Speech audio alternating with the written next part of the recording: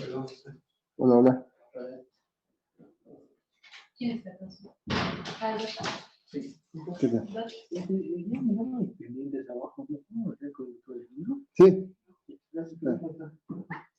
Hola, hola. No hay. No hay. ¿Eco? Creo que no. No, es que todavía no quiero yo no. Hola, hola. Hola. Pero lo puedes apagar. ¿Pero por dónde va a hablar? Por su audio. Por este, pero no escuché. Cuando usted que usted recorte su audio y solo Ya, a ver, ojalá que se escuche. Ya, dale. Hola.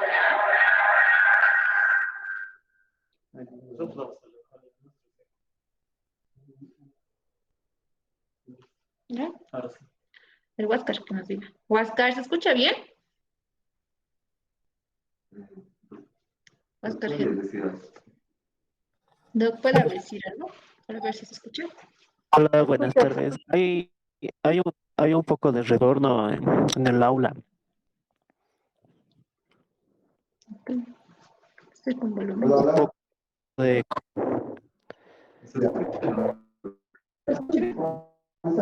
Ya. Ahí está. ¿Estamos bien? Sí, está bien.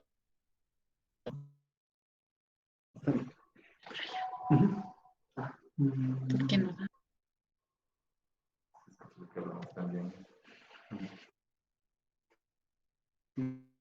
Te sale si ya no estamos contacto. Un momentito, doctor. Ahí está.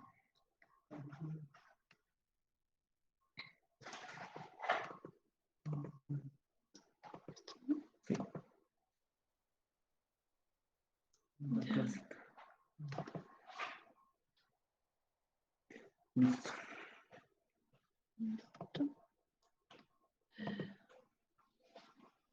Ya. Muy buenos días, doctores. Hoy día vamos a presentar el tema de artropatía por microcristales. En la principal patología vamos a ver inicialmente la gota. Vamos a tener que se caracteriza por una inflamación dolorosa intermitente a nivel articular, a los como consecuencia de niveles excesivos de ácido úrico.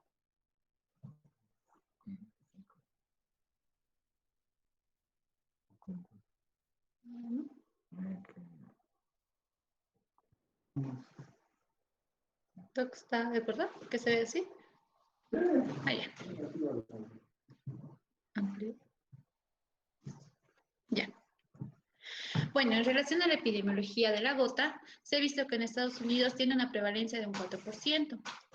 Entre los factores de riesgo asociados a la gota, se ha visto una dieta rica en ácido en uratos, pacientes que presentan obesidad, incluso sobrepeso, una edad generalmente se presenta en mayores de 60 años y el sexo está asociado a varones entre los 30 y 40 años y también personas que tienen comorbilidades como hipertensión arterial, sobrepeso, e infarto agudo de miocardio. Como vemos ahí, las comorbilidades, enfermedad coronaria como antecedente, hiperlipidemia, diabetes mellitus, enfermedad renal crónica asociadas a esta, ¿no? Ahí vemos un flujograma que se asocia a los factores de riesgo principales que van a conllevar a que tengamos una hiperuricemia. Entre los principales se menciona la obesidad, que va a generar una reabsorción de ácido úrico a nivel renal, y va a desencadenar que los niveles de ácido úrico se eleven. También se ha visto asociado a pacientes que tienen diabetes mellitus por una insulinoresistencia que va a asociarse a un aumento de la reabsorción de ácido úrico. Esto asociado también a una intolerancia a la glucosa. Como un cociente como se ha visto en hipertriglicerinemia, también está asociado no solo como un factor de que va relacionado con una insulinoresistencia. En pacientes alcohólicos disminuye la excreción de ácido úrico, por lo tanto, este ácido úrico se va a concentrar a nivel plasmático, desencadenando una hiperuricemia. A nivel renal, igual, con la disminución de ácido úrico en pacientes con enfermedad renal crónica. En relación a la obesidad, me había olvidado mencionarlo, se ha visto pacientes que consumen gran cantidad de carbohidratos o gaseosas o líquidos ricos en fructosa, aumenta la síntesis de ácido úrico por el gran metabolismo de purinas, entonces se va a asociar a una hiperuricemia. Entre las causas principales de una hiperuricemia tenemos la hiperexpresión renal, como ya lo había mencionado, esta puede ser hereditaria o de un origen tubular por un daño renal. Una enfermedad renal crónica asociada a cualquier causa que se pueda presentar. Una sobreproducción de ácido úrico debido a un defecto primario en el metabolismo de purinas, lo cual va a haber una sobreactivación de la piridoxil sintetasa y causando un déficit de la misma.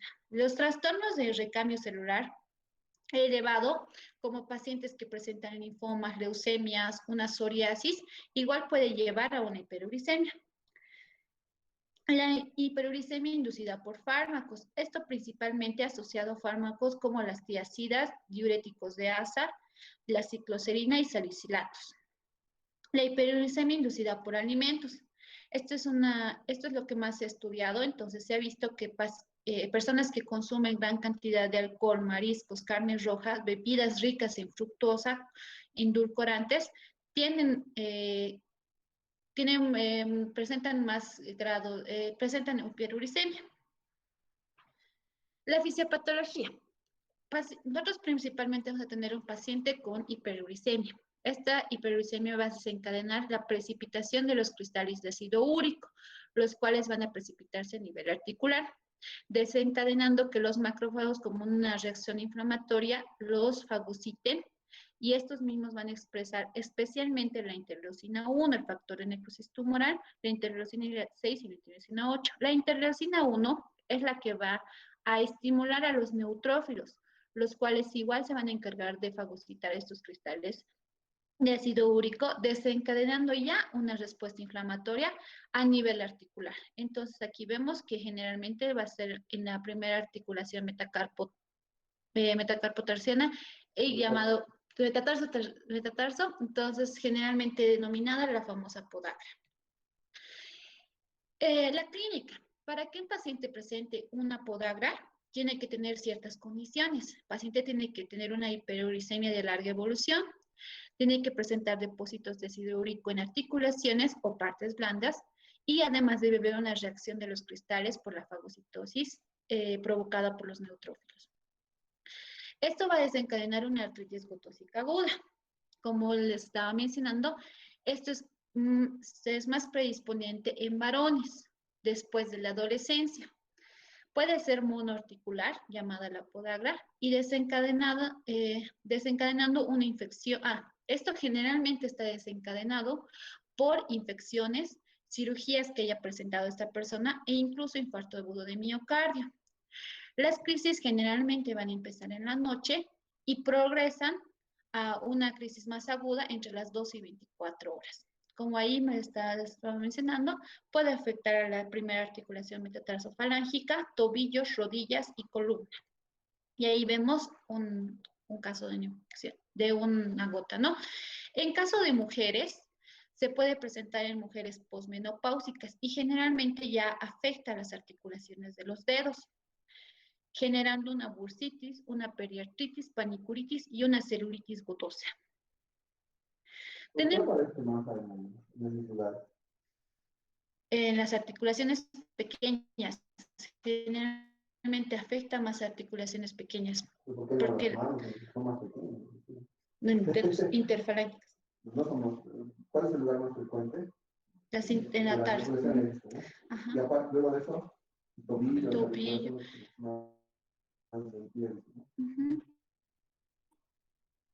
La mano no es tan frecuente, ¿no? Pero, es más pequeña. ¿Por qué crees? Articulaciones de peso. ¿Por la gravedad? ¿Por la gravedad? Por la posición. En la mano igual hay gravedad. No, ¿qué puede?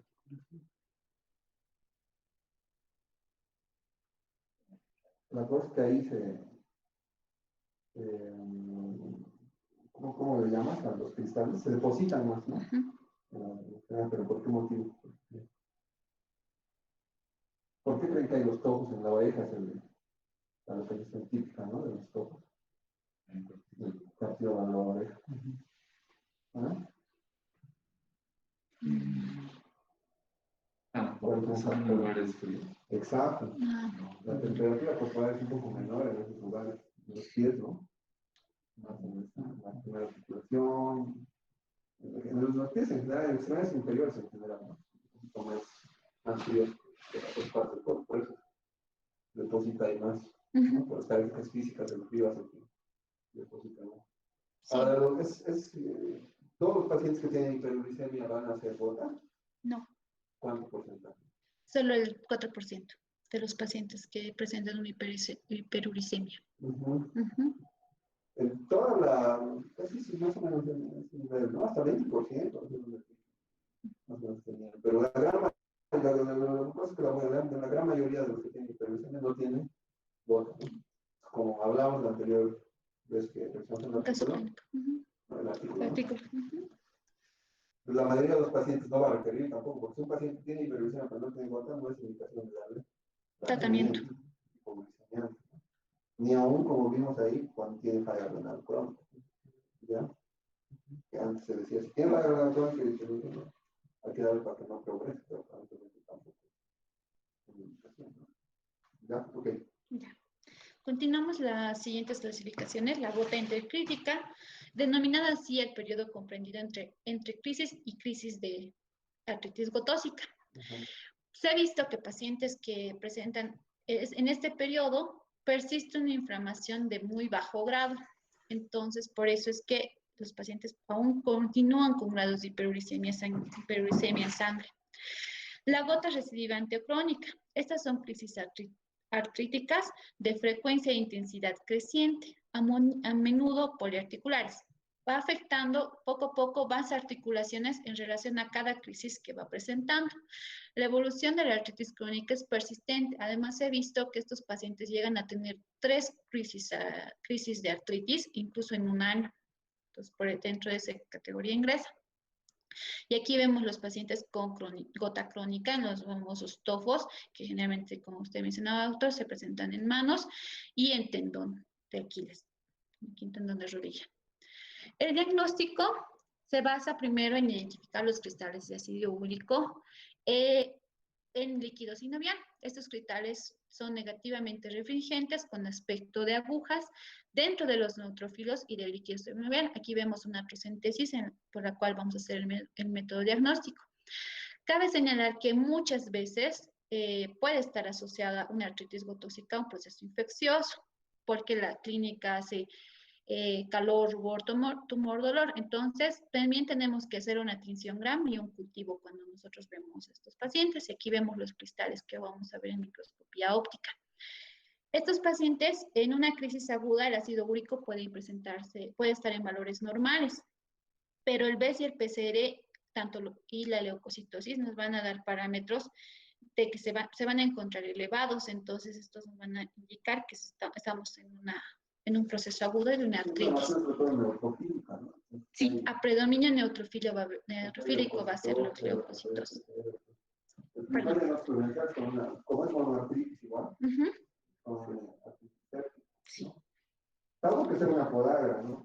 Rara vez algo sería séptica. Puede ser, pero si es en rodilla, por ejemplo, o no sé, entonces siempre hay que descartar, o incluso puede ser concomitante, ¿no? Eso es lo que... Bueno, aquí vamos a ver los métodos diagnósticos, como ya les había mencionado, una aspiración con aguja fina en la articulación inflamada con depósitos de tofos. Vamos a ver los cristales. En episodios de gota agudos, intra y extracelulares, se observan los cristales fuertemente refringentes. En análisis de líquido sinovial, como usted mencionaba, vamos a tener un aumento de celularidad entre 2.000 a 6.000 células. El líquido que vamos a extraer va a ser de aspecto turbio, con varios leucocitos, aspecto de grana. Los interepisodios, si nosotros hacemos una retrocentesis, vamos a ver que, que el líquido sinovial no se va a ver muy afectado. Aquí vamos a ver los estudios imagenológicos que vamos a poder solicitar. Como primera línea y aquí en el hospital vemos que solicitamos una radiografía. Entonces aquí vamos a ver las lesiones en sacabocados a nivel articular. También podemos ver, solicitar en algunos pacientes donde vemos signos de inflamación, una ecografía donde se va a ver los signos de inflamación, la tendinocinovitis, y en hospitales ya más avanzados también se solicita la tomografía y hace ver el daño celular y la evidencia de todo, ¿no? A nivel articular. Aunque para los ojos tiene que pasar mucho tiempo. Ujú.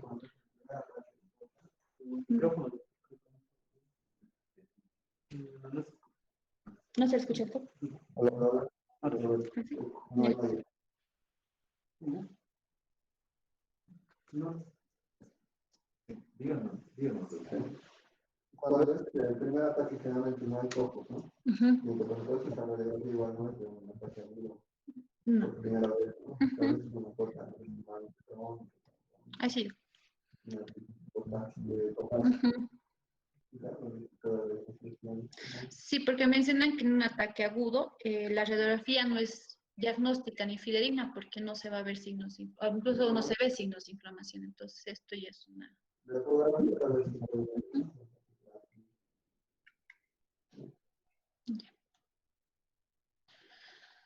El diagnóstico diferencial de una artritis gotósica aguda lo vamos a diferenciar, como se mencionaba, con una artritis infecciosa, donde vamos a ver una clínica muy parecida, pero la artritis infecciosa se destaca porque es monoarticular y no afecta a varias articulaciones a diferencia de la gota.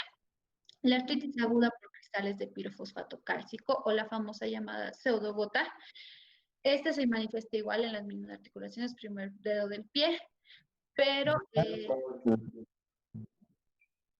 perdón, hay menos probabilidad que se presente ahí, pero puede presentarse en las otras articulaciones. Ujú. Es en pacientes ancianos. Y la depósito por fosfato de calcio básico, eh, esta se va a asociar, puede haber una inflamación tanto articular como periarticular, igual afecta articulaciones pequeñas, pero es más común en mujeres y igual ancianas.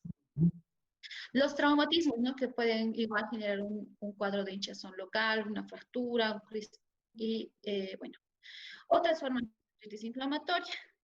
Estas asociadas a una artritis reumatoide, una artritis psoriásica, fiebre reumatoide aguda. En esto es importante, puede ser poliarticular y es importante tener un análisis del líquido sinovial para poder descartar, ¿no? Una artritis gotósica. El tratamiento de una artritis gotósica aguda se basa principalmente en tratamiento sintomatológico. Entonces, de fase inicial podemos usar la colchicina en dosis de 1.2 miligramos una vez iniciada la crisis. Y dice que a las siguientes horas podemos ir rebajando la dosis a 0.6 miligramos hora. También se puede usar los AINES en dosis altas de 5 a 7 días, incluido también los corticoides. Se ha visto que si nosotros en la fase inicial empezamos a diagnosticar la podagra, podemos dar la colchicina AINES y tenemos un efecto resolutivo más corto, más rápido en estos pacientes. Pero también, si a pesar de esto, los pacientes persisten con la sintomatología, se ha visto muy efectivo el asociarlo a corticoides, que puede ser una inyección intraarticular para disminuir los signos de inflamación y el dolor del paciente, o una inyección y también una inyección intramuscular de liberación lenta, que lo vamos a hacer probablemente con la dexametasona, y posteriormente continuar con corticoides por vía oral, que idealmente vamos a usar la prednisona en dosis bajas de 0.5 miligramos kilogramo peso en un periodo de 5 días. Si a pesar de todo este tratamiento el paciente persiste con dolor, persiste con los signos de inflamación, se ha visto que se puede usar los inmunomoduladores, entre ellos tenemos los inhibidores de la interleucina 1, que es el principal desencadenante, ¿no?, de la fisiopatología que vimos de la artritis gotósica. Entonces, ahí tenemos el anaquiram y el canakinumab. Pero por qué no es que me pongas una dosis Intraarticular. intramuscular y luego bioral, ¿no? Es una u otra, ¿no? No es como el polvo. La liberación lenta, pues, le das y poco a poco va liberando. No creo que no es una ya, Ya. mira que la persona no hace 0,5, una dosis relativamente breve, Ujú. 0,5 miligramos por 30, 40 por 5 días. Por 5 días, sí. La consistencia es bien, ¿no? Igual, he visto que son 5 días, como ¿De los verdad? 5 días, Pero los 3 días, no. bueno, Sí, el primer día es cada hora y luego vas bajando la dosis a cada 8 horas y llegas hasta 5 días. sí, pero bueno, Sí, eso es ley. ¿qué efecto tiene? Va a haber efectos gastrointestinales principalmente, puede haber intoxicación incluso. Un mecanismo de acción, ¿Perdón, Doc? un mecanismo de acción, Eh, porque es que es algo para esto y no para inflamación. mm,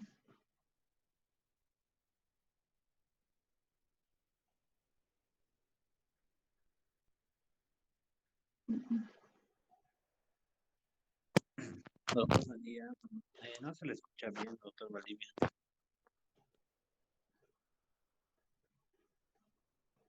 Porque lo que me estás diciendo ahorita es profilaxis, ¿no? Cada día o cada 2 horas. mm, La colchicina normal es un mecanismo de acción que es como un insecto estático en el cual lidera la producción de los túbulos intracelulares.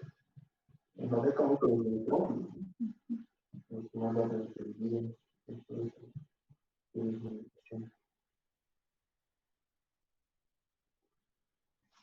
¿Continúo? Pero generalmente da el día, ¿no? El primer día y luego después de los 2 a 3 días, después de que se resuelve. Si no estamos bien explicados, pero es bueno que complementes eso, ¿no? Para que Ujú. no se está realizando ahorita. Sí, está bien lo que 1.2 al primer dato. Lo Primero. importante de la cocina es que tiene que ser lo antes posible. Ya ha pasado mucho tiempo más efectivo las otras intervenciones, los Años. corticoides. Hasta el corto.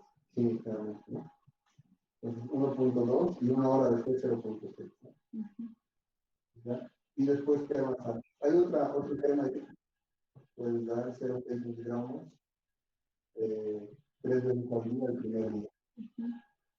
Entonces, lo que puede ser 4 veces, ¿no? Sí, Y a partir del segundo día, 0,6 miligramos, cada una o vez. 2 veces al día, Ujú. hasta 3 veces. Hasta que se resuelva completamente la inflamación. ¿Ya? Pero solamente 2 a 3 días. Bueno, 2 días después. Después. Bueno, efectivamente. Pero eso era bueno que lo pongas ahí, ¿no? Porque no estaba muy claro en el texto. Ok.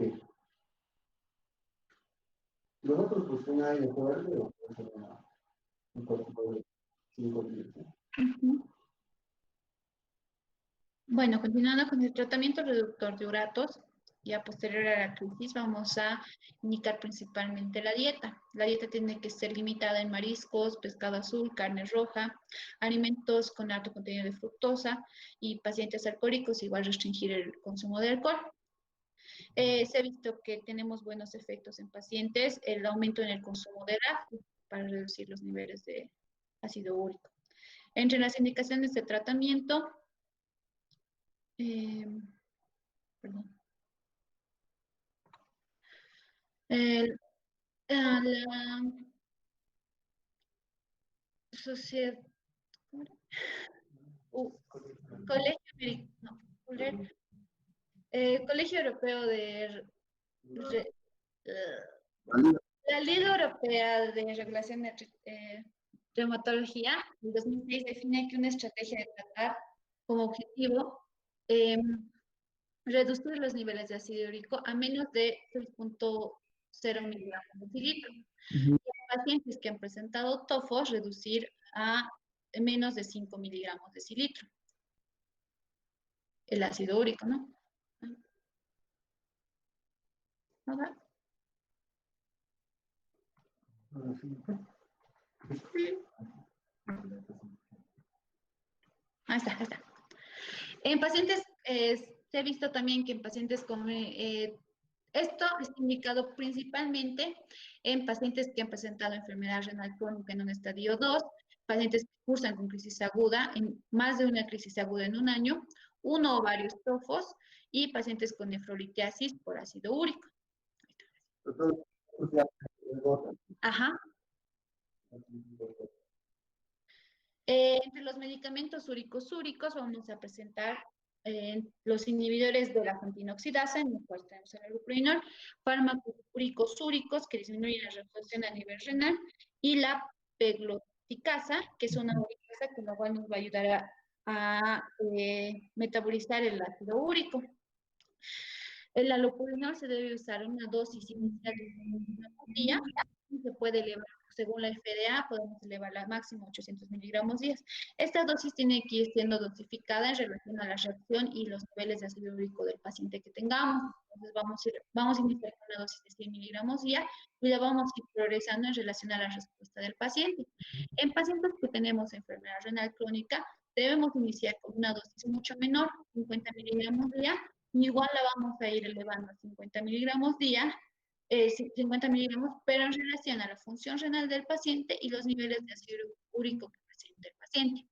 Cabe destacar que otro inhibidor de la sentinoxidasa es la febuxostat, que se ha visto que tiene muy buen efecto a nivel, bueno, reduciendo los niveles de ácido úrico, pero se ha visto interacción con pacientes que han presentado infarto, o sea, predispone más a que el paciente tenga un infarto agudo de miocardio, entonces por eso que todavía sigue en estudio. O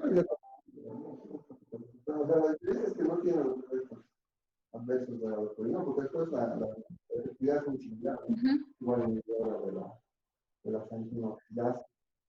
Entonces, la ventaja que tiene es que no tiene efecto en dermatológico, aunque puede ser grave. Así, el allopurinol puede desencadenar un síndrome de Dres, entonces el febuxotam no ha presentado esa reacción, ¿no? Bueno, pacientes que... Claro, creo que también, pero no sé cómo. Sí, el costo era otro de los limitantes, ¿no? En los pacientes. En pacientes que tenemos, a pesar del allopurinol, tenemos niveles altos de ácido úrico, no está funcionando el tratamiento, se ha visto la asociación del allopurinol con el provedecid, que es un fármaco, perdón, es un fármaco úrico-súrico. Entonces, en estos pacientes, asociando los dos fármacos, se ha visto mucho mejor efecto. La pegloticasa, que ya es... no. A ver, en infectología se usan otras palabras. Aquí, ¿por qué? Porque no tiene el efecto a nivel renal, no causa, podemos usar en pacientes con enfermedad renal crónica. Reduce los niveles de ácido úrico a nivel renal en el túbulo proximal. En esta caso, hay que ser un glicosulto, ¿no? Porque evita que se reabsorba. ¿Ya? E interesantemente, porque evita que la penicilina igual se elimine, lo contrario. Tiene su único ácido que se elimina a nivel del túbulo, hace que no se excrete, tiene otro mecanismo, que no se excrete la penicilina, entonces, por la cocaína se puede tener más niveles. Tratar de con penicilina sólica intravenosa, como este paciente, ¿sabes? Sí, señor Benito. La otra opción es darle procaína o fluovencina. Procaína es una inyección intramuscular que se acaba casi no se usa. Entonces, esa como la fluovencina puede tener también niveles suficientes para alcanzar esa ¿ya? Ya. El allopurinol, ¿con qué medicamento se haya contraindicado? Clásico. Antes de tener que cuidar los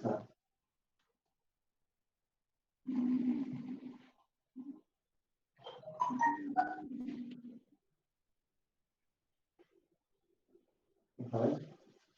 No. ¿Acepto prima? Es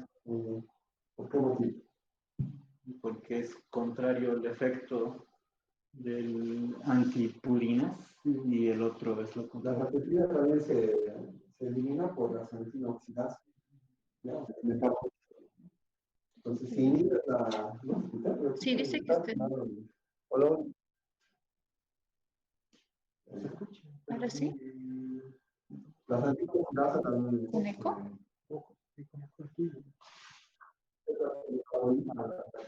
Entonces, tiene un nivel muy alto. Específico.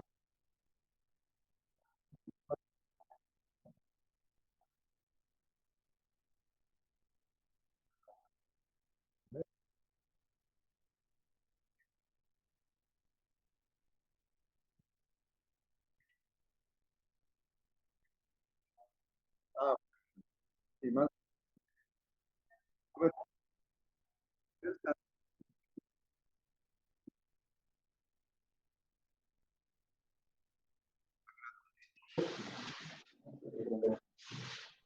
Doctor, no se escucha nada. ¿Sí, no? Ya. Entonces, ahí estamos.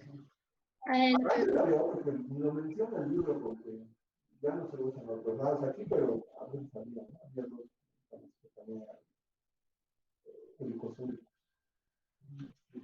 ¿Ah? La aspirina. Las mismas bajas, si creo que puede ser. Solamente al contrario, la desalinidad de los bajos produce aumento del ácido úrico, ¿no? Igual que los diuréticos, sobre todo Las tiacinas. pero juro de la copia, ¿ya? Por eso mismo de que bloquean el receptor cuando se excretaría la ácido. ¿Qué medicamento tiene efectos de México a nivel de la ciudad? Pero algunos recomiendan, si es que tiene una indicación, pues, asociada a la purina. No,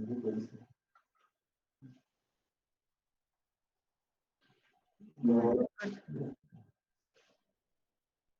Los fibratos. Ah, sí. los fibratos, ¿no? Que es un paciente metabólico, ¿no? Sería ideal, si es un paciente con hiperglucemia y hipertensión, manejarlo con los sartán en vez de diuréticos. O hierbas. Ya. Continuando, la pegloticasa es, como ya le he mencionado, una uricasa, la cual se va a encargar de degradar el ácido úrico y así lo van a poder eliminar en forma de elastasa. Entonces, el antoine, perdón, el antoine. Este medicamento tiene muy buen efecto, reduce los niveles de ácido úrico de forma efectiva al mes, pero se ha visto que tiene genera inmunoglobulinas, las cuales neutralizan este medicamento y después tenemos el efecto rebote. Entonces, Ujú. Esa reacción. O es antigénica, ¿no? La verdad no sé cómo la produzcan, como no tenemos aquí, pero supuestamente es muy efectiva, ¿no? Sí, porque sé que al mes ya tienes una respuesta efectiva en relación al ácido úrico. Pero no es algo que puede. Morir. ¿En qué caso sería importante la relación Nefritis. Otro es el síndrome del disco morado, incluso el de Boticasa, ¿no? Sí. Ya, ok.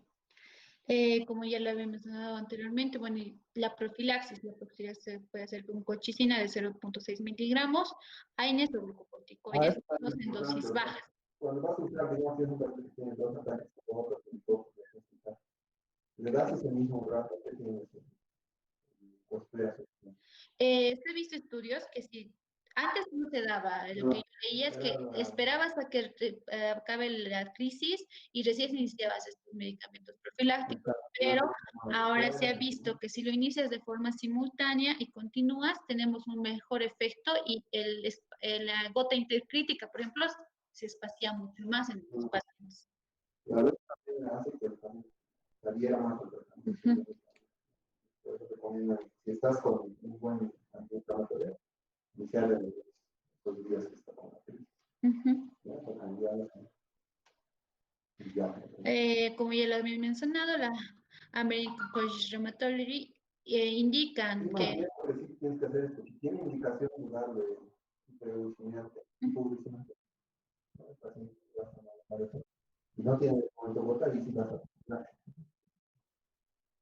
tiene mucho problema. Ok, hablamos de posibilidad.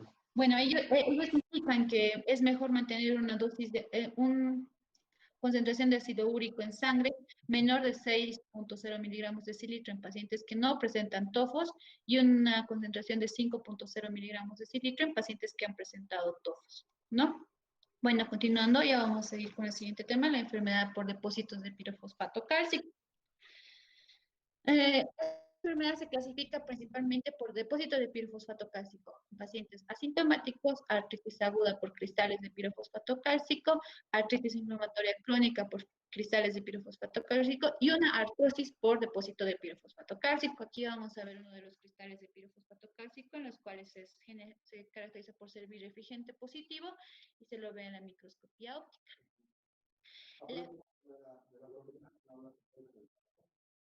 Aquí está. Aquí. Colchicina de 0.6 miligramos, AINES y corticoides en dosis bajas. 0.6 miligramos cada 12 horas. Ujú.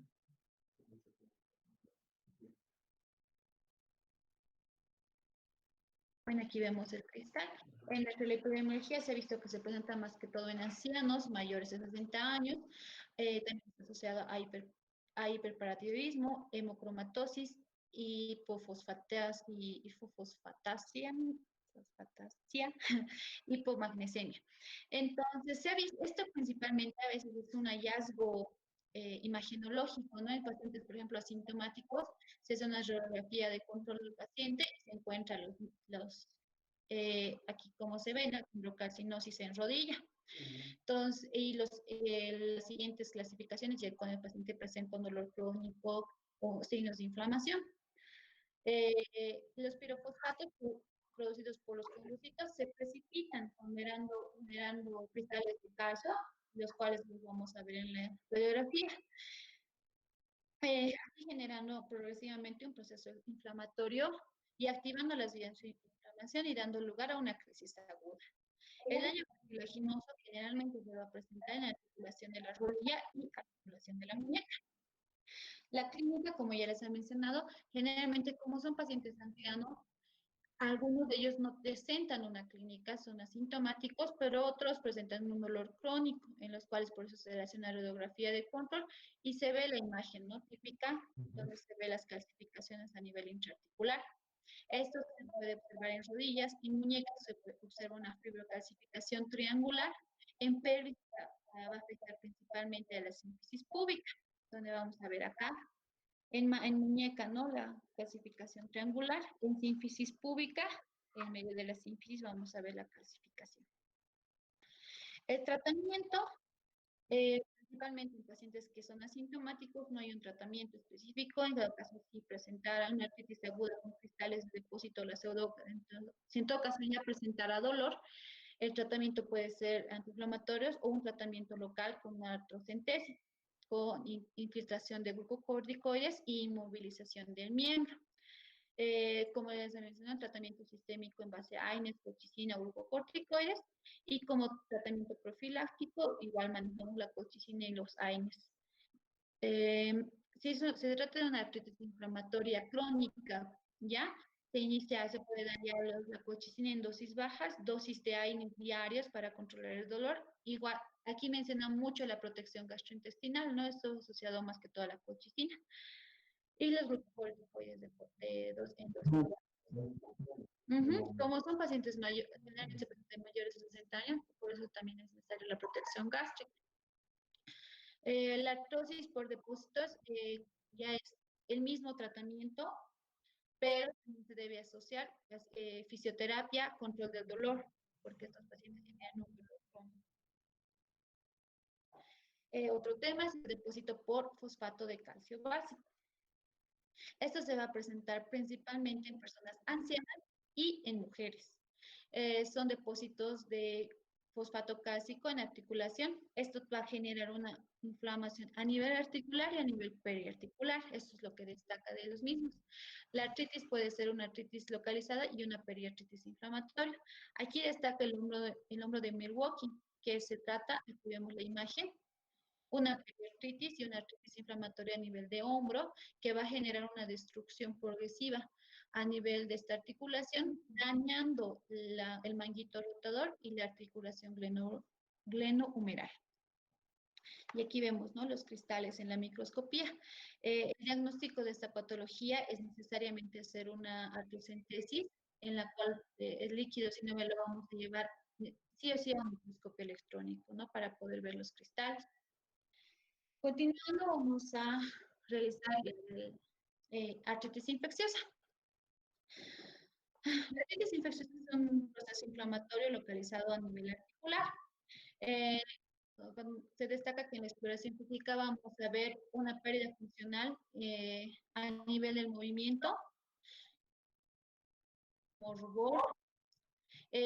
Siempre, hay que siempre buscar la vía de acceso por la cual esta infección haya ingresado, porque generalmente es por contaminación. El diagnóstico se lo hace por una artrocentesis, en la cual nosotros necesariamente tenemos que llevar el líquido que extraigamos a una tinción Gram para ver si es Gram positivo o Gram negativo. Llegamos a cultivo, que puede ser bacteriano, cultivo micológico, cultivo bacteriano. Tenemos que hacer un recuento de leucocitos y análisis de cristales, porque como antes les había mencionado, puede estar asociado una enfermedad por microcristales a una artritis séptica. Los niveles de glucosa también se van a ver afectados. Es importante ver el conteo de lacto deshidrogenasa, proteínas totales, prueba de reacción de cadena de polimerasa para ver si se trata de una micobacteria o una Burgdorferi. Como aquí vemos, las características del líquido articular. En estos pacientes que tengamos una artritis séptica, vamos a ver que generalmente este líquido articular es turbio, vamos a ver que los leucocitos se van a encontrar mayores a 50.000, a predominio de neutrófilos, un 90%, la glucosa también se va a ver afectada. Como toda infección bacteriana, consume glucosa, entonces los niveles de glucosa van a estar en menos de 20. La formación de coágulo va a ser, no va a haber formación de coágulo, ¿no? Hace que diferencia de un líquido inflamatorio o un líquido traumático, ¿no? Los factores de riesgos predisponentes para una artritis infecciosa está asociado principalmente a la edad mayores de 80 años, pacientes alcohólicos, úlceras infectadas. Estos son úlceras cercanas a la articulación, pacientes con diabetes mellitus, porque su sistema inmunológico va a estar deprimido, enfermedad renal crónica terminal, antecedentes de inyecciones intraarticulares o glucocorticoides en anteriores inconsultas, consumo de drogas inyectables, pacientes que tienen bajo nivel socioeconómico, pacientes que presentan cáncer, generalmente, principalmente pacientes que presentan, por su sistema inmunológico, no, porque se va a deprimir. Está asociado a pacientes que van a recibir inmunosupresores, ¿no?, de artritis o daño articular preexistente, que hayan sido operados por una prótesis articular, pacientes que hayan tenido una anemia por células que presenten, ¿no?, anemia por células falciformes. Otro factor de riesgo asociado ya a una artritis gonocócica, el principal es pacientes jóvenes con factores de riesgos asociados a una artritis por Lyme. Tenemos pacientes que hayan viajado a zona endémica, picadura de garrapata documentada recientemente o presenten un eritema crónico migratorio que se asocia a la enfermedad de Lyme.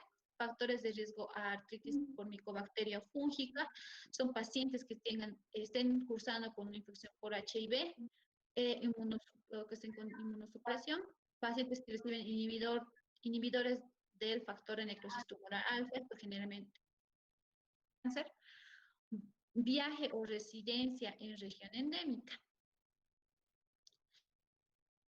Factores de riesgo para artritis viral, pacientes que hayan cursado o están cursando con HIV, hepatitis B, hepatitis C, exposición a agentes infecciosos por vacunas. Entonces, la vacuna principal se ha visto que es la SRP, viajes o residencias a zona endémica, exposición de niños afectados. Como sabemos, el parvovirus B19 y la rubiola, niños o cuidadoras que estén. Vamos a ir. Ajá, parvovirus. Sí, posteriormente lo voy a ir mencionando. La infección por gram positivos. La infección generalmente es monoarticular, solo ataca una articulación. Generalmente es por siembra hematógena, o sea, por una septicemia que puede afectar a la membrana sinovial. Se ha visto que el 75% está asociado a un Staphylococcus aureus, pero el Staphylococcus epidermidis se ha observado en pacientes que han presentado una prótesis valvular reciente a nivel articular o a nivel cardíaco incluso. Entonces aquí vemos una prótesis infectada, ¿no? Entonces generalmente puede ser por un Staphylococcus epidermidis. Las infecciones por gram negativos hay que dividirlas en dos, las gonocócicas y las no gonocócicas. Las gonocócicas está asociado principalmente a la Neisseria gonorrhoeae. Cabe destacar que todos los pacientes que han cursado con Neisseria gonorrhoeae, el 1 al 3% va a presentar una infección a nivel articular y está asociado generalmente a la triada de artritis y dermatitis, algia sin artritis. Entonces, estos pacientes van a tener esta triada y probablemente se trata, ¿no?, por una artritis gonocócica a nivel articular. Va a presentar una inflamación de los tendones, va a haber una inflamación regional de tendones de la mano, carpo, tobillo y dedos de los pies. Además, hay otro cuadro clínico que se presenta en esta artritis, que es la artritis purulenta, que solo es una artritis localizada a nivel articular que va a generar líquido purulento solo en esa región. El diagnóstico generalmente es por pruebas de lisa o directamente un clínico de la lesión de la articulación, ¿no? Las infecciones no gonocócicas, entre el factor de riesgo principal es el uso de drogas inyectables. Las personas de edad avanzada tienen más predisposición y los inmunosuprimidos. Esto generalmente está asociado por una salmonela originosa o a una salmonela. No tiene, exacto. Ajá.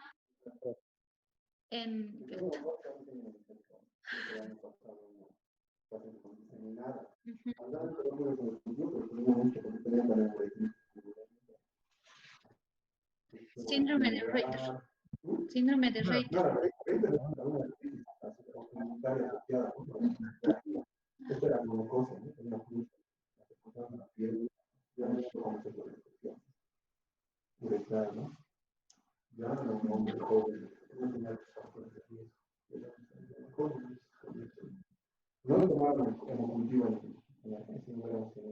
Con eso, ¿no? Antes de iniciar antibióticos. Eso, y por salmones también hemos tenido no hay nada. Ya creo que No. ya puede dar las infecciones diseminadas y la y sí. Es muy frecuente a ver las infecciones por salmonela no típica, ¿no? Que pusiste en los factores de riesgo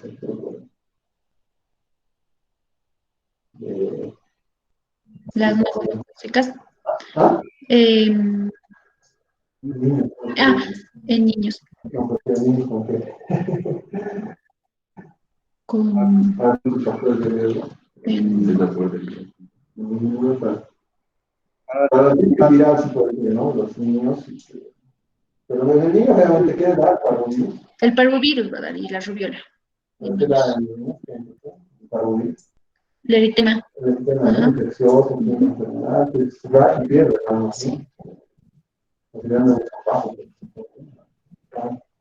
los adultos. Ya, se asocia a una artritis.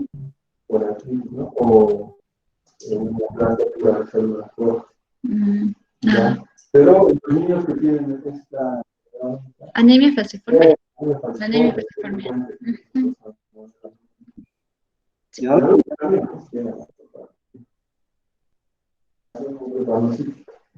Sí. Bueno, la artritis por enfermedad de Lyme es una, inicialmente si nosotros nos contagiamos, bueno, nos transmitimos de enfermedad de Lyme, el paciente solo va a cursar con artralgias y mialgias en estadios tempranos. Ya en estadios tardíos se va a empezar una artritis monoarticular o puede llegar a ser articular, pero predominio principalmente a nivel de rodilla. El diagnóstico va a ser por medio de ELISA, pruebas serológicas con inmunotransferencia. Perdón, doctor. ¿Cuáles son las enfermedades de la enfermedad de Lyme? Tropicales, No. donde hay garrapatas. Garrapatas sí hay en las tropicales, pero más que todo en los templados, ¿no? Donde hay bosques, ¿qué lugares? Lyme, por ejemplo, no se ha escrito en 2 lugares del mundo, ¿no? Estados Unidos, En ya. Norteamérica y en Europa. Ujú. Ya en Europa del Norte, en Europa del Este, en Rusia, China, hay unas especies de borrelia, ¿no? Bacterias, borrelia, agarilias, por ejemplo. Y los ríos también tienen mucho y son los ríos que se factores de la bacteria. Es una enfermedad que da por la picadura, después de la picadura hay una... Es el eritema que muestran, ¿no? En la foto, el eritema. Un eritema, ¿cómo le llaman? Multiforme. Ujú. Que luego la febril y la afección articular y toda la acción neurológica, ¿no? Es un poquito difícil hacer el diagnóstico, no cultivar. Ahora, en Bolivia no está descrito, pero en algún momento he leído que han hecho investigaciones en una parte de Bolivia donde sí las garrapatas han encontrado, ¿ya? Y incluso en gente creo que han hecho estudios por ahí, anticuerpos también han hecho estudios algunos, ¿no? Con técnicas buenas, ¿no? O sea, no era un paper, pero era una noticia de un periodo. ¿Ya? Entonces, ¿en qué región creen que hay? Que algunos parásitos han descubierto aquí, lo comentó que han encontrado también en ese lugar, en las garrapatas, un parásito que se llama que es familiar de plasmodium, que es muy linda, la malaria. Santa Cruz. Santa Cruz. No, y al menos está muy seco. Pero la garrapata. El Chaco, el Saco, el sur de Santa Cruz, ¿no? No. Santa Cruz está picando. Ahí no básica, que una afección por la pata y parecido a los muy, la bestia. No es la típica, pues, la verdad. En Estados Unidos me parece micrótico, pero eran otros tipos de babesia que pueden dar también de humano, febril. La babesia realmente da temores, fiebre, afección a las patas. ¿No? Tipo plasmodium, pero no tan complejo, no por vectores mosquitos, sino por patas. Ya, entonces esa parte habría que estar atentos en algún momento del tiempo, ¿no? Ok. Tiene que no se escucha muy bien. Le voy a acercar la computadora a usted. Creo que hay que poner el micrófono, ¿no? Sí, Ya, pero aquí está con micrófono. Pero voy a acercar usted tal vez con eso. Bueno, continuando, la artritis por Mycobacterium tuberculoso es generalmente una artritis periférica de la articulación. La clínica se caracteriza de estos pacientes que tienen un dolor crónico solo de una articulación y generalmente es una articulación de carga, que es la rodilla, y con una hinchazón localizada, pero limitada, no muy grande, ¿no? El líquido sinovial muestra inflamación inespecífica cuando hacemos la muestra de retrocentesis. Las anomalías radiológicas no son efectivas porque solo se va a poder ver el daño a nivel articular en un estadio muy tardío. El gore externo, como lo estaba mencionando, es la biopsia de tejido sinovial, porque lo estaba viendo y dice que la especificidad y la sensibilidad solo es alta en tejido sinovial, no tanto así en el líquido sinovial, porque el líquido sinovial solo tiene especificidad de 30-40%, a diferencia del tejido. El cirujano, y siempre el programa tenemos eso, ¿no? Los operan, les quitan el tejido ahí que casi que está fiable, no para esa patología, pero nunca lo cumplí. No podemos saber ya. Como el que tenemos ahí, no va muy bien, a veces, o han tenido efectos adversos, ¿no? Como el que han infectado, tienen artritis y malos tuberculosis. Ahora, ¿cuál es la diferencia entre una sepsis y tuberculosis? El tiempo, El tiempo de el tiempo evolución. es mucho más o menos como el crónico. Y la inflamación es muy rara en la TB, ¿no? La TB hay evidentemente es una artritis, pero no es así con signos claros, ¿no? Por ejemplo, ¿cómo le llamaban antes a la artritis por TB?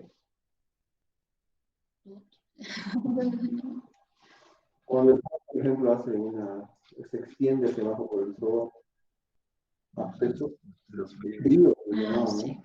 Porque no dan, ¿no? Ese típico aristema, dolor, no tiene fiebre, la mayoría de los pacientes no tienen No fiebre tiene. en el COVID, en la artritis tuberculosa, ¿ya? Entonces, Bueno, aquí pues vemos. hay que tener otra con otra. Creo que antes los traumatólogos, ¿no? Con otras lesiones articulares, o figuras, con eso hacen, les entran a operar, es lo típico, ¿no? Se encuentran en todos los recientes. Okay. Aquí vemos una radiografía en la cual ya se ve un daño óseo, ¿no? Pero es una radiografía de un estadio ya avanzado. Una tomografía en la cual puede llegar a destruir toda la articulación, incluso el hueso. Las infecciones fúngicas, estas generalmente están asociadas a estos hongos, el coccidiomicosis, la blastomicosis, y criptococosis, la candidiasis y la esporotricosis.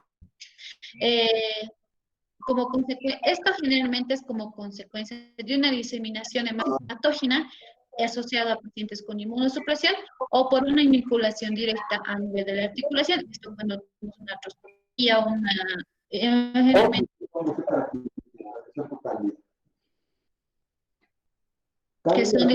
que son septicemia, o sea que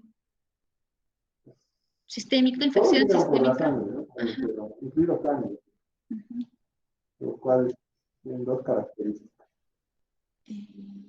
Cambia generalmente dónde está, en los pulmones, en el tracto gastrointestinal, ¿no? En pacientes que tienen, ya hay muchos casos de cáncer, pacientes que están, sobre todo, con mucho tiempo hospitalizados, les han dado antibióticos de amplio espectro, terapias, los que están, ¿no? Les han dado nutrición parenteral, eso tiene riesgo de la cándida que está en el estómago, se disemina, ¿ya? Tanto por la infección como por la cirugía abdominal, NPT, antibióticos de amplio espectro, eso que domina la cándida con los suprimidos. La articulación siempre. Solamente siempre en carne, en ojo, en piel a veces, pero en la articulación no. De los otros cuatro, ¿qué características?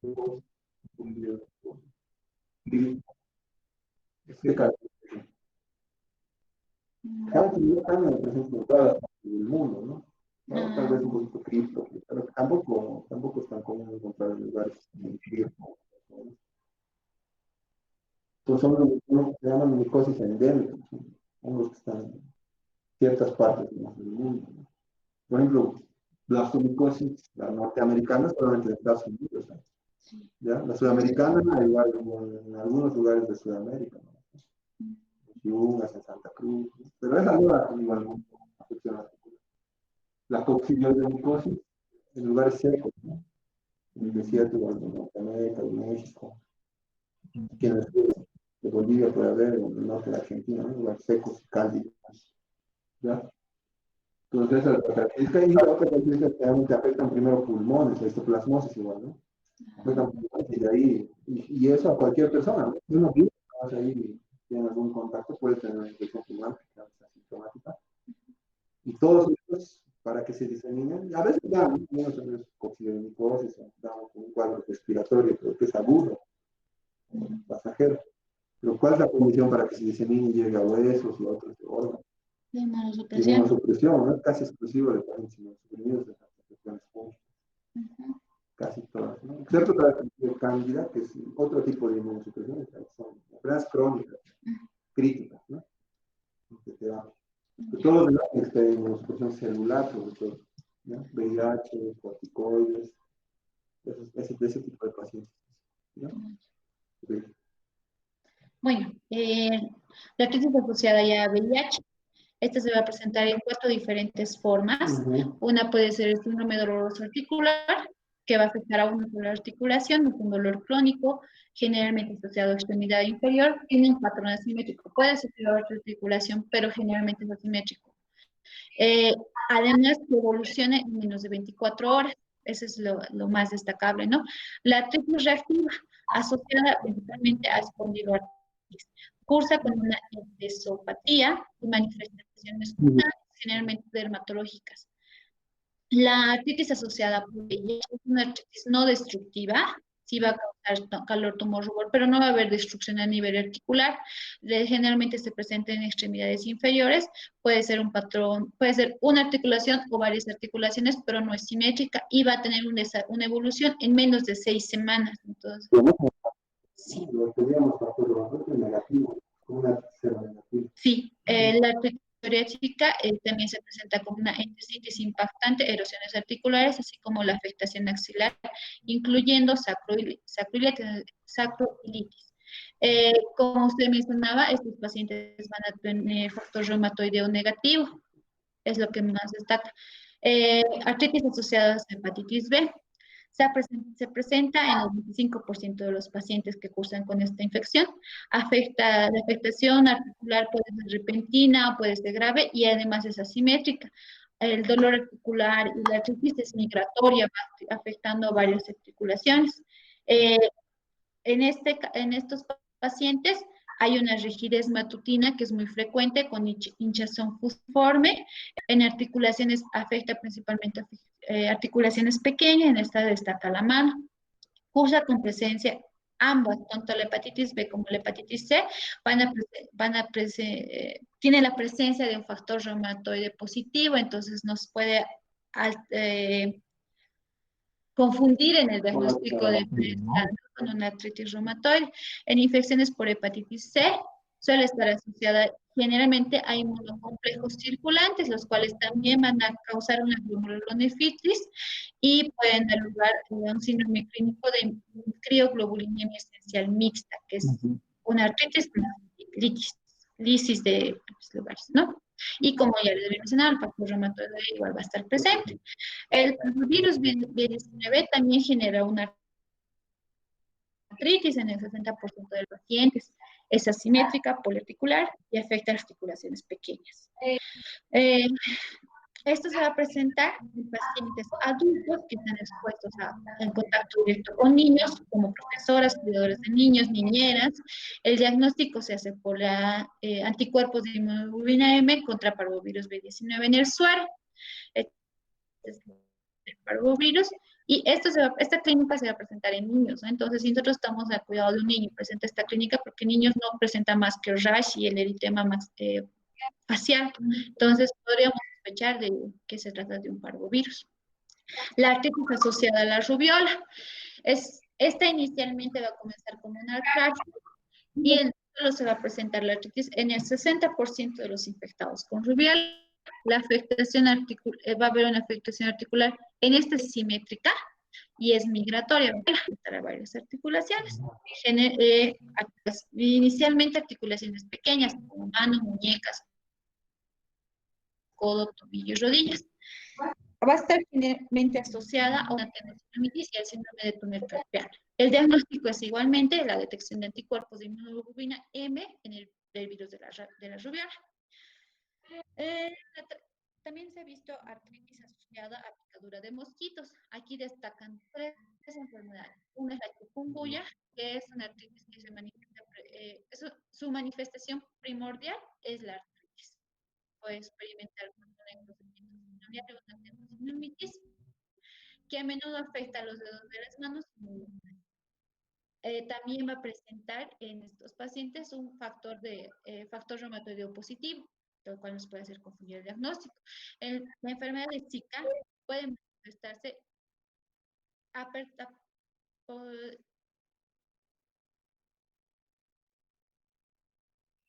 incluye la artritis, también por En el dengue tiende a iniciarse una artritis y posteriormente a la semana se va a presentar ya la artritis. Tanto en la Zika como en dengue, la artritis va a remitirse a las semanas. Eso es la diferencia de la chikungunya, que la artritis va a persistir por varios meses. ¿Cuál es la diferencia con el Artritis por la... porque dicen que común es la que da más, ¿no? Incluso dicen que la artritis puede durar hasta meses, Ujú. luego articular, hasta después de que ha pasado el cuadro febril. Es casi excepcional, ¿no? Si bien se está descrito, pero no es muy típico. ¿A qué tipo de virus pertenece la Zika y el dengue? Los tres tienen mecanismos igual de condición, ¿no? El Aedes aegypti, sí. Pero... Las mismas áreas igual, ¿no? Ujú. Claro, tal vez el dengue, que no afecta a qué lugar. No, perdón, no estoy confundiendo. Afecta prácticamente todo el mundo tropical, ¿no? Lo que no afecta a Asia es el fiebre amarilla, ¿no? A diferencia de América y África. Pero, Ay, ¿a qué no sé. tipo de virus pertenece? ¿A qué grupo son? No, a los flavivirus, dengue, excepto chikungunya, que pertenece a un grupo de virus que igual es del gran grupo de los arbovirus, se llaman arbovirus, ¿no? Artrópodos, ¿no? Ya sean mosquitos o garrapatas, ¿ya? Pero el chikungunya es de los alfavirus. Esos tienen el mecanismo fisiopatológico y la inflamación, afectan mucho el tejido sinovial. Por eso y hay varios mecanismos, ¿no? El más conocido en América y por la epidemia que hubo hace unos 5 años, chikungunya tradicional, el más típico que también se puede comentar que hay en el norte del país, se llama Mayaro, ¿ya? El otro alfavirus que también podría dar esa manifestación. ¿Ok?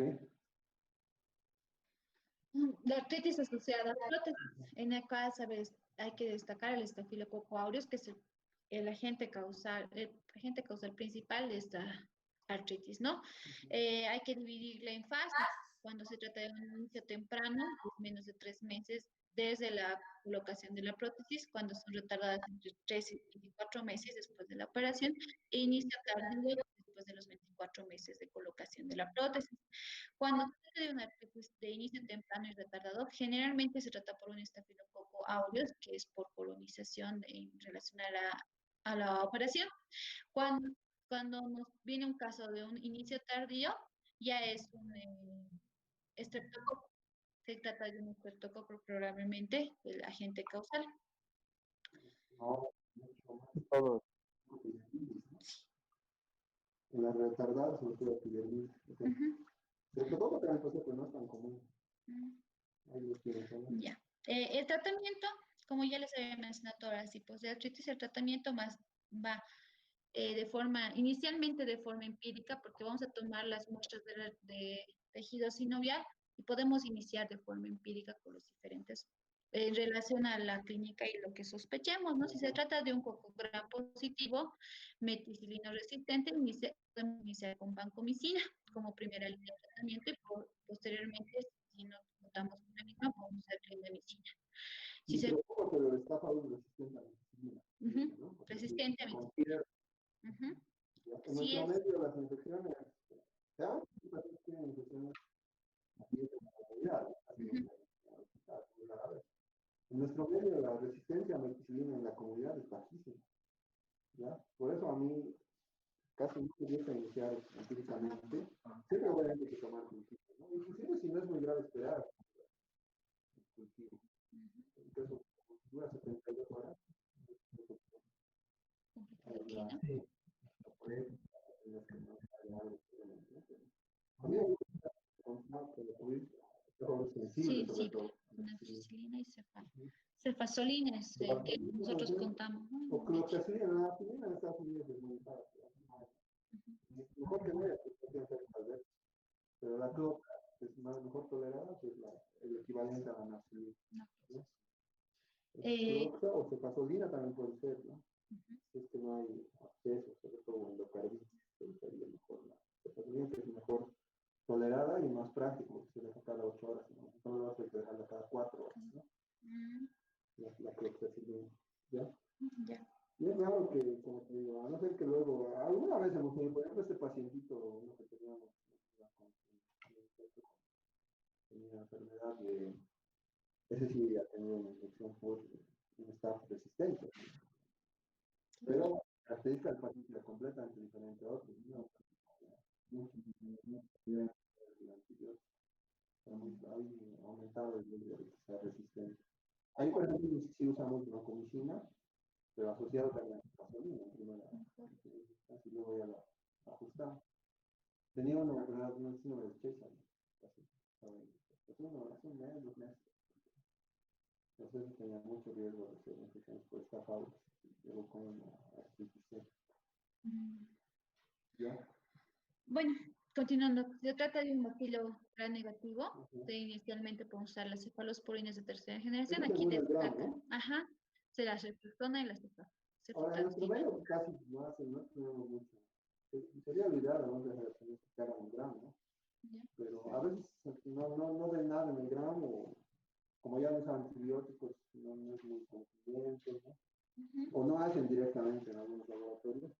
Entonces, ¿cuál sería el tratamiento empírico? Vamos a descubrir más que está gran positivo. Ujú. Como ven, el pseudónimo es rarísimo, no sé qué se llama esta droga De forma, sí. de manera también artificial, ¿no? Sí, la infección por pseudomonas se ha visto en pacientes que usan, ¿no? Ahora ya Drogas se de demora forma en inyectable. como todo, o sea, como es tan difícil tratar la droga, más que tratar de que salgan de la droga, es hacer que se drogan de manera segura, ¿no? Hay un artículo aquí de semana, algunos centros donde les dan su droga, pero evitan eso, ¿no? La insegura, salud. Y que sea tampoco dosis altas para que mueran por alrededor. Está visto que se mantiene, pero ya no está. Un problema, ¿no? Sí. Pero ahí no sucede la hormonas y otros antiinflamatorios negativos. Y cada infección es muy difícil. Cada vez muy renal, casi renal, a veces ellos pueden tener un riesgo u otros. A eso se descubriría con negativos más empíricamente, ¿no? Ujú. Parece que hay un centro que hacer tematán como una buena opción. Pero cada vez que llegan aquí o los que tienen artritis reumatoide, Ujú. muy difícil que sean gran positivo. Yo cubro solamente. Vamos con gasolina, también te damos, o solo gasolina, dependiendo si hay antibióticos, algunos otros factores. ¿Okay? Ya. Si se trata de una neisseria gonorrhoeae, el tratamiento inicial va a ser ceftriaxona de forma IV por 7 días. Se puede dar más una dosis de acitromicina por vía oral. Como segunda línea vamos a las fluoroquinolonas. Y cabe destacar que tenemos que iniciar en este caso medicamento de forma endovenosa y luego podemos progresar a oral en estos pacientes que no se confirma una neisseria gonorrhoeae. Ujú. Hay que determinar el peso de la calidad articular, la mayoría de las veces. Sí. Pero eso de ahí tiene que ser, ¿no? Okay. Cuando la atención, ya, cuando la atención gram no es concluyente, no tenemos el agente causal. Aquí menciona que podemos usar la vancomicina y las cefalosporinas, entonces, como usted lo mencionaba, ¿no? Vamos a usar los dos medicamentos de forma empírica para tratar la infección. Cuando se trata de una borrelia, el tratamiento es la doxiciclina o la amoxicilina por vía oral. En estos pacientes se debe usar por 28 días.